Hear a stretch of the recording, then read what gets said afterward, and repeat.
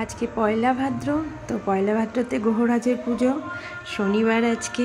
তোমরা নিশ্চয়ই জানো সেই পুজো অর্চনারই জোগাড় শুরু হয়ে গেছে। সব কিছু ফল বানিয়ে একদম পুরো সম্পন্ন করে ফেলেছি। এখনও পুরোহিত মশাই আসেনি। 5 রকম ফুল দিয়ে, বেলপাতা দিয়ে, তুলসী পাতা দিয়ে সব কিছু দিয়ে ফুলের ডালা সাজানো হয়ে গেছে। 2 জায়গায় নৈবেদ্য করা হয়ে গেছে, ফল বানানো হয়ে গেছে, চিন্নি প্রসাদ একদম পুরো সম্পূর্ণ হয়ে গেছে, সাজানো গোছানো সব কিছু কমপ্লিট হয়ে গেছে। শুধু এখন পুরোহিত মশাইয়ের অপেক্ষায়। হ্যালো বন্ধুরা, সবাই কেমন আছো? আশা করি সবাই ভালো আছো। আজকে সারাদিন উপোস করে তোমাদের সঙ্গে কোনোভাবে যোগাযোগ করতে পারিনি। বন্ধুরা, আশা করি তোমরা ভালো আছো।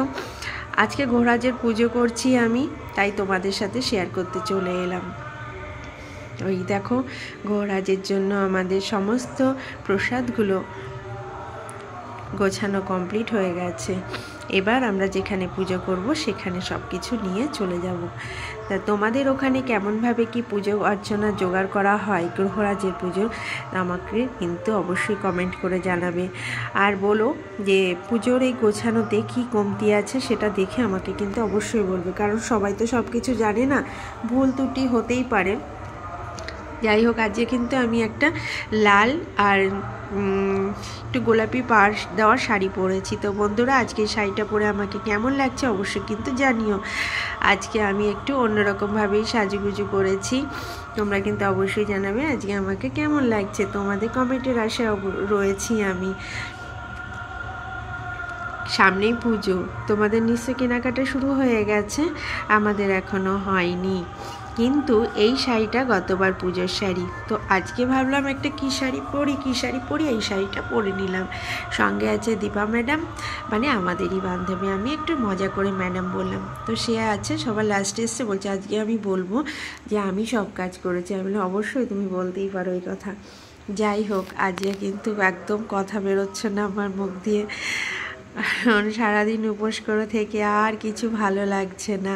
কখন পুরোহিত মশাই আসবে। দেখো, আমি পঞ্চপ্রদীপটা ঘিয়ের সলতে ভিজিয়ে একদম তৈরি করে নিয়েছি।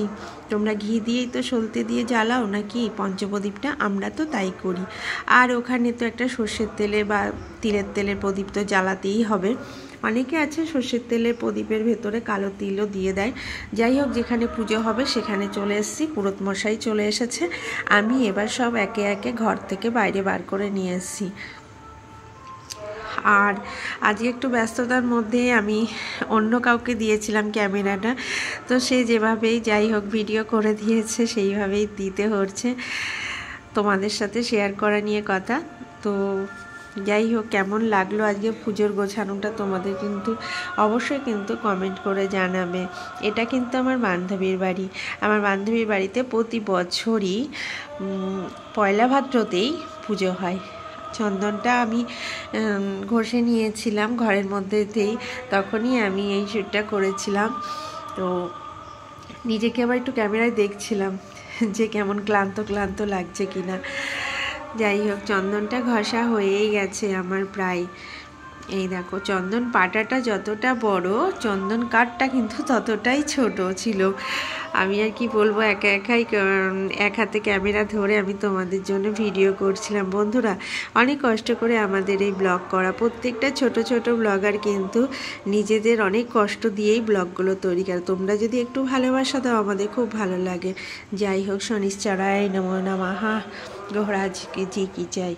তোমরা কিন্তু গ্রহরাজজির কাছে প্রণাম করে নিয়ে তার কাছে আশীর্বাদ চেয়ে নিও, সে যেন আমাদের সকল দুঃখ থেকে, সকল বিপদ থেকে দূর করে বাঁচিয়ে দেয় আমাদেরকে।